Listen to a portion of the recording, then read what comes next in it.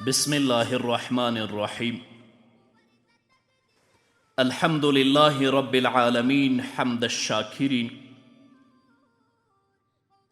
الصلاة والسلام على سيد الأنبياء والمرسلين سيدنا ونبينا وشفيعنا ومولانا محمد وعلى آله وأصحابه الطيبين الطاهرين. قدرمنو اوریدونکو د ژوند د لارې د خپرونې مینوالو، السلام علیکم ورحمت الله وبرکاته. ستاسو روغتیا او خوشحالي د پاک رب نه غواړم، په دې هیله چې د صحت او عافیت جامې پر تن ولرئ او خوشحالي مو په برخه وي. دا دی زه محمد یاسین فهیم د ژوند د لارې د خپرونې په وړاندې کولو کې ستاسو په خدمت کې یم. زموږ د نن ورځې د خپرونې موضوع بیا هم د رسول اکرم صلی الله علیه وسلم د انقلاب حکمت. درنو اوریدونکو، د عالمیانو د پروردګار ربوبیت دوه اړخه لري، چې یو اړخ یې د هغه جسم پالنه کوي چې نن شته او سبا د فنا کندې ته ورولېږي، او بل اړخ یې د روح لپاره د غذا اهتمام کوي، چې له ازله څخه تر ابده پورې د تلپاتې هستي په حیث د فانی جسم څخه ډیر ارزښتناک دی. آیا د جسم پالونکی د روح د پالنې انتظام نه کوي؟ دا د هغه سمیع او بصیر هستی په هکله عقلا لرې ده چې هغه د گویا د جسم او وجود د پالنې دومره زیات اهتمام وکړي، خو روح دی چې د هغه د حکم یوه برخه ده له نظره وغورځوي. د عقلا لرې خبره ده، بلکې د دواړو پالنه الله کوي.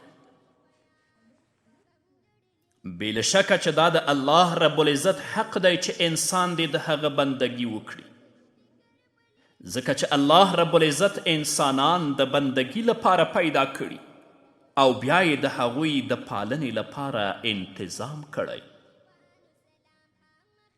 انسان ته شعور ورکړی، انسان ته احساس ورکړی، انسان ته اراده ورکړی او په نورو مخلوقاتو یې اشرف او غوره ګرځولی. دا د ژوندانه د وسایلو د برابرونکي دنده ده چې هغه د ژوندانه موخې او اهداف زنده سرو ته وښایي، او که نه نو انسان خو ظلوم او جهول دی، بې خبره او بې علمه دی. که څه هم د هغه وجدان د تل لپاره د یو پورتني قوت د بندگی غوښتنه کوي چې ممکن د هغه د ازلي تړون په اساس وي، خو د څرګندې ښوونې او لارښوونې څخه بې برخې وي. په همدې خاطر د جسمانی روزنې په څنګ کې د روحاني روزنې برابرول هم د انسان د بنسټیزو اړتیاوو له ډلې څخه دی چې انتظام په خپله الله رب العزت کړی. بیا نو پالونکی رب د جسم د ښکاره نشو نما تر څنګ د هغه په پټو صلاحیتونو، نیکیو او ځانګړتیاوو کې هم ډول ډول پرله پسې زیاتوالی راوړي او هغه ته اراده، شعور، احساس، جذبه او نور پټ پټ صلاحیتونه ورکوي. نو دا به د هغه د ذات څخه لرې وي چې هغه د انسان د روح لارښوونه ونه کړي. دا د هغه د ربوبیت لازمي غوښتنه ده. حضرت عیسی علیه السلام څومره ښه ویلي، انساني ژوند یوازې په خوراک او څکاک نه وي، بلکې په هغې کلمې دی چې د الله رب العزت له لورې ورته راغلی. د عیسی علیه السلام دا وینا د حقیقت په لور یوه مکمله اشاره ده. هغه حقیقت چې موږ یې منتظر ګڼو، د دې منتظر حقیقت څخه ځان خبرول د هر انسان بنسټیزه اړتیا ده. هغه منتظر حقیقت څه شی دی؟ هغه دا چې د دې کائناتو یو رب او یو پالونکی دی، چې هغه خالق، مالک او رب د ټولو کائناتو دی او د ټولو مخلوقاتو پیدا کوونکی دی. په دې اساس دا د هغه حق دی چې ټول مخلوق باید د هغه بندگی وکړي.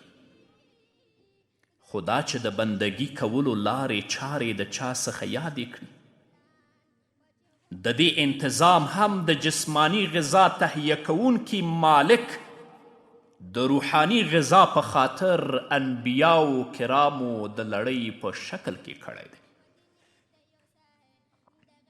چې انسانانو ته د الله رب العزت پیغام ورسوي او انسانان د الله تعالی د غوښتنو څخه خبر کړي، تر څو هغوی ته د خپل جسم او روح غایه او د خپل پالنې اسباب او وسایل معلوم شي. پیغمبران دوی ته دا ورزده کوي چې انسان په دې نړۍ کې خپل سره موجود نه دی، بلکې د خپلو ټولو کړنو په هکله مسئول دی.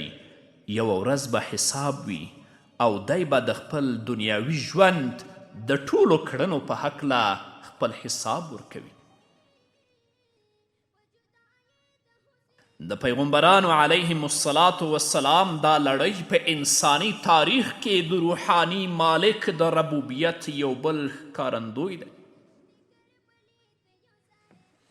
دا پیغمبران علیهم السلام د خپلو ځانګړو ذرائعو په واسطه انسانان د جسم د پالنې په څنګ کې د روحانی پرمختګ او د خالق د رضا څخه هم خبر ساتي. دې لړۍ ته د رسالت لړۍ وایي.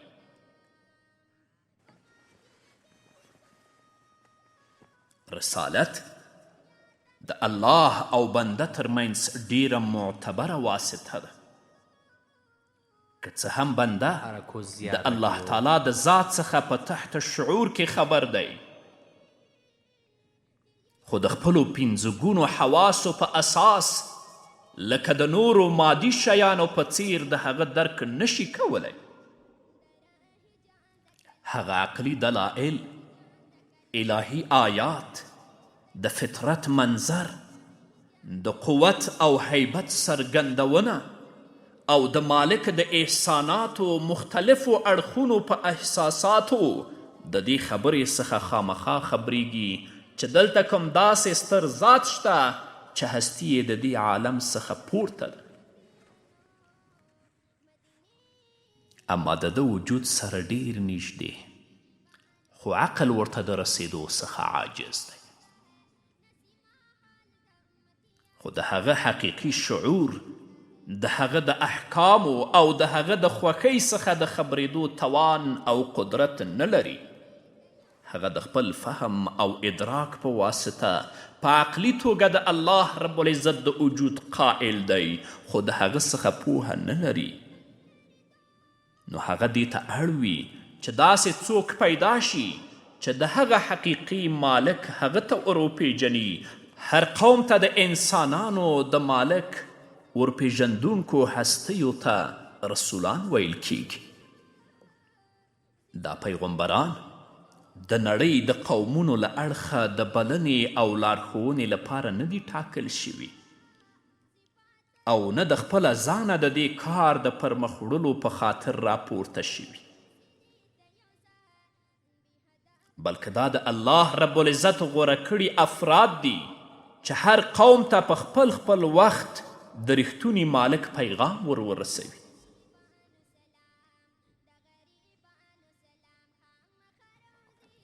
دا پیغمبران په هر زمانه کې راپورته شوي او هر قوم ته د خپل پالونکي رب پیغام ورسولی. خو څرنګه چې الله یو دی، نو په دې اساس هر قوم ته په هر وخت او زمانه کې د هر رسول له لورې یوازې یو پیغام لیږل شوی. د وختونو، ځایونو، نسلونو، ژبو او رنګونو توپیر په دې پیغام هیڅ اغیز نه دی شیندلی. او لکه څرنګه چې دا د الله او بنده ترمنځ حقیقي رشته د بندګي رشته ده، نو په دې اساس په هره زمانه کې د هر نبی په ذریعه د الله تعالی پیغام په دې امر ولاړ دی چې د الله تعالی بندگانو د الله تعالی بندگی وکړئ. دا په دې خاطر چې د هغه پرته بل کوم الله او بل کوم رب ستاسې لپاره نشته. دا پیغام په متواتره او پرله پسې توګه هر قوم ته راغلی. که چیرې موږ د وخت او ځای فاصلې له منځه یوسو او د ټولو قومونو د پیغمبرانو علیهم الصلاة والسلام حقیقي بلنې را یو ځای کړو، نو دا به په ډاګه شي چې ټولو پیغمبرانو د تل لپاره یوازې یوه خبره کړې. هیڅ پیغمبر خپلې بندگی ته د رابللو هڅه نه ده کړې او نه چا د دې بلنې او دعوت څخه ذاتي ګټه ترلاسه کړې. البته د دې دعوت په پایلو کې هغوی د سختو مخالفتونو سره مخ شوي، خو د ژوندانه تر آخري سلګۍ پورې خپل قوم ته همدا دعوت او بلنه ورکړي او هڅه یې کړې تر څو هغوی په دې وپوهوي چې د ژوندانه او آخرت ګټې یوازې د هغوی د حقیقي منعم په پیژندلو پورې تړلي دي، تر څو د هغه د ذات په موجودیت اعتراف وکړي او د هغه د احکامو او غوښتنو پابندي وکړي، هغه احکام چې د دوی ترمنځ د عدل او انصاف، امن او امان د پایښت د راپیدا کېدو سبب ګرځي. د رسالت په واسطه انسان ته دا څرګنده شوه چې د انسانانو او د پیریانو د پیدایښت یوازینی موخه او مقصد دا دی چې هغوی د الله بندگی، اطاعت او عبادت وکړي او د دنیا ټول کړه وړه د همدې هدف او مقصد د لاسته راوړلو په خاطر سرته ورسوي. الله تعالی په سورة الزاریات کې 56 آیت کې فرمایي: وما خلقت الجن والانس الا لیعبدون. من پیریان او انسانان یوازې د عبادت په خاطر پیدا کړي. ښکاره ده چې هر هغه څه چې د کوم مقصد او هدف لپاره جوړ شوي وي او د هغه هدف په خاطر استعمال نشي، نو بیا د هغه د پیدایښت مقصد له منځه ځي او د هغه هستی او موجودیت عبث ګرځي. که چیرې د ساعت څخه د وخت د کتلو پر ځای د اوبو د لوښي کار واخیستل شي او د خولۍ د په سر کولو پر ځای د ګدایي کچکول وګرځول شي، نو ښکاره ده چې د دې شیانو د وجود مقصد له منځه ځي، ځکه چې د دې کارونو لپاره نور شیان جوړ شوي دي. په همدې توګه که چیرې انسان د ژوندانه اصلي مقصد او هدف یعنی د خپل مالک د عبادت پر ځای د خوراک، څکاک او نسل پالنې کار د خپل ژوند مقصد وګرځوي، نو بیا د هغه د وجود او پیدایښت مقصد او هدف له منځه ځي او هغه د اشرف المخلوقات د مقام څخه راپریوزي او د عادي حیواناتو په څیر پاتې کیږي، بلکې د هغوی څخه هم ښکته، ځکه چې هغوی د خپلو وجودونو غوښتنې پوره کوي، خو کوم مقصد چې د انسان د وجود لپاره ښوول شوی، نو د هغه څخه هغه د تیښتې او انحراف لار خپلوي. یو شاعر وایي: که چیرې خپل رازق او خالق ونه پیژنئ، نو پادشاهانو ته به اړ او که خپل رازق او خالق وپیژنئ، نو بیا شتمن او فقیران به ستاسې اړ وي. الله څه ډول پیژندل کیږي دا به اورو قدرمنو اوریدونکو خو له یوې دمې نه وروسته. قدرمنو اوریدونکو بیا هم زموږ سلامونه ومنئ. الله تعالی څه ډول پیژندل کیږي؟ صفات یې څه دي؟ انسان څوک دی؟ د کومه ځایه راغلی؟ او د هغه د وجود او پیدایښت مقصد څه شی دی؟ دا کائنات څه شی دی؟ او پیدا کوونکی څوک دی؟ او بیا د دې کائناتو سره الله او انسان څه ډول اړیکې لري؟ انسان په دې ځمکه باید څه ډول استوګن اوسي؟ او د ژوندانه کوم وسایل چې د هغه څلورو خواوو ته خپاره پراته دي د کومو شرایطو په حدودو او پولو کې او څرنګه د خپل بل هم نوعه او هم شکله سره یو ځای تر استعمال لاندې ونیسي؟ آیا د دې ژوندانه سر و سامان چې د ژوند د پایښت لپاره معاون ګرځي لاسته راوړل د ژوند مقصد دی؟ او که دا د ژوندانه سر و سامان د ژوند د پایښت ذریعه ده خو د ژوند مقصد بل کوم څیز دی؟ دا ټول سوالونه دي. د دې ټولو خبرو ځواب یوازې پیغمبران علیهم الصلاة والسلام ورکولی شي چې د الله استازي دي، د الله تعالی لخوا را استول شوي دي، د الله رب العزت لخوا د ورکړل شوي علم حاصل او د هغه د ډیرو تکویني امورو په سترګو لیدلي شاهدان دي. که چیرې هغه رسول په اور کې وسوځول شي یا د غره څخه لاندې راوغورځول شي یا د ارې په واسطه اره کړی شي نو بیا هم هغه رسول د خپل شاهدي او حقیقي علم په اساس د خپل موقف څخه نه په شا کیږي. ابراهیم علیه الصلاة والسلام په اور کې وغورځولی شه خو له خپل موقف څخه وروسته نشه. زکریا علیهم الصلاة والسلام اره کړی شه خو له خپل موقف څخه وروسته نشه.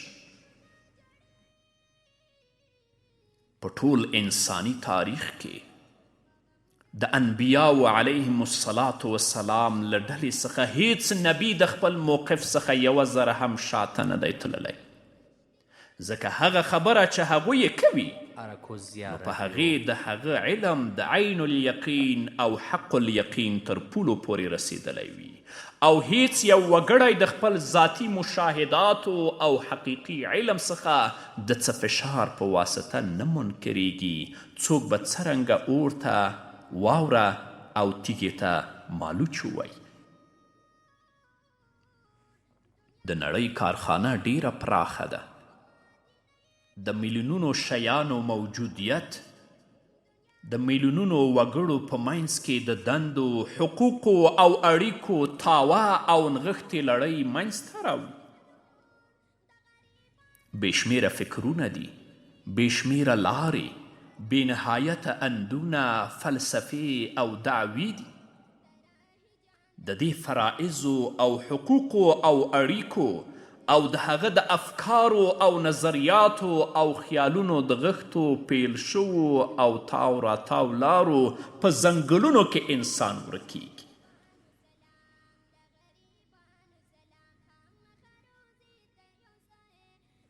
د ژوند په دغه نغښتو او کږو وږو لارو کې د نیغې او سمې لار په لور د راویستلو یوازې یوه هستي موجوده ده چې د هغه د ټولو مسائلو او ستونزو څخه ځان خبروي او د هغه سره کومک کوي. دا هستی د رسول یا د استازي مبارک وجود دی چې د هغه همدرده، غمخور، د هغه د غم او درد ملګری او د دنیا او آخرت ریښتینی خیر غوښتونکی دی. د استازی د ټول قوم سترګې او د هغوی زړه اوسي. د همدې په اشارې تګ یو قوم د فلاح او خلاصون لارې ته ورسموي او د زیان څخه یې په امن ګرځوي، لکه چې الله رب العزت فرمایي والعصر ان الانسان لفی خسر الا الذين آمنوا وعملوا الصالحات وتواصوا بالحق وتواصوا بالصبر. په زمانې سوګند چې انسان سخت په زیان او تاوان کې دی، پرته د هغو خلکو څخه چې ایمان یې راوړی وي او نیک عملونه کوي او یو بل ته په حق نصیحت او د صبر تلقین کوي.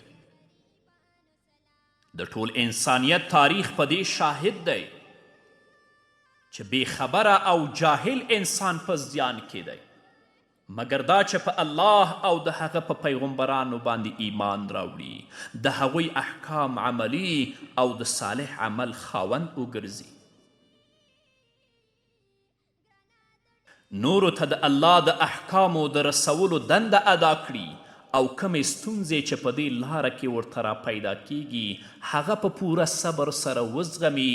د زیان څخه د په څنګ کېدو یوازې همدغه لار ده، او دا چې دا خسران څه دی، دا تاوان څه دی، دا به اوس درته ووایم. خپل ټول عمر د الله تعالی د هستي نه په بېخبري او بېپروایي کې تیرول، د هغه په احکامو د تللو نه تیښته، د رسولانو د ورښول شوې نیغې لارې څخه کږېدل او د ژوندانه په لارو ورکو ګړنګونو کې غورځېدل، او کله چې د مرګ وروسته د نیکو اعمالو د ګټلو وخت پای ته ورسیږي او ناڅاپه دې حقیقت سره مخ شي چې د کائناتو خالق واحد الله دی او د هغه په احکامو تلنه د ژوندانه مقصد جوړوي، نو په داسې حال کې چې د دنیا ټول ژوند د ژوند د اصلي مقصد څخه لرې تیر کړی، نو هغه ټول ضایع شوی او بیا د ضایع شوي عمر د بیا په کار راوړلو لپاره هیڅ تدبیر نشي جوړولی. دا زیان دی، دا تاوان دی. اوس نو د دې سختې تباهي څخه د ځان ساتنې هیڅ لار نه په سترګو کیږي او نه د دې مصیبت او غم کومه چاره کیدی شي، نو همدې ته خسران مبین یا ښکاره زیان ویل کیږي. انسان ته د دې خسران او د دې تاوان څخه د پرڅنګ کېدو لار انبیاو علیهم الصلاة والسلام ښودلې، ځکه چې د رسالت وجود پخپله انسان ته د خسران څخه نجات ورکوي.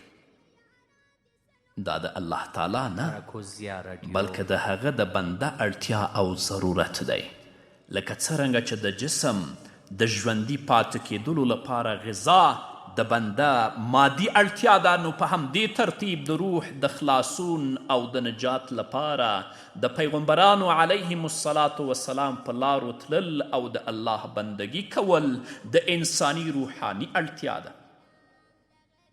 رسالت په حقیقت کې د انسان د لاسنیونې کار کوي چې هغه د شیطان د دروغجنو تسلیو او غلطو کارونو څخه خلاصوي او د رحمان رب د غوښتنو څخه خبروي. د انسان په ژوندانه کې یوه خلا ده، دا به اورو قدرمنو اوریدونکو. خو په بلې خپرونه کې نو قدرمنو اوریدونکو دا وه زموږ د نن ورځې خپرونه چې ستاسو درانه حضور ته وړاندې شوه. تر بلې خپرونې پورې چې زه بیا هم ستاسو درانه حضور ته راځم، تاسو ټول په لوی او بخونکي الله سپارم. پاتې ژوند مو نیکمرغه، ښاد، بریالي او کامیاب اوسئ.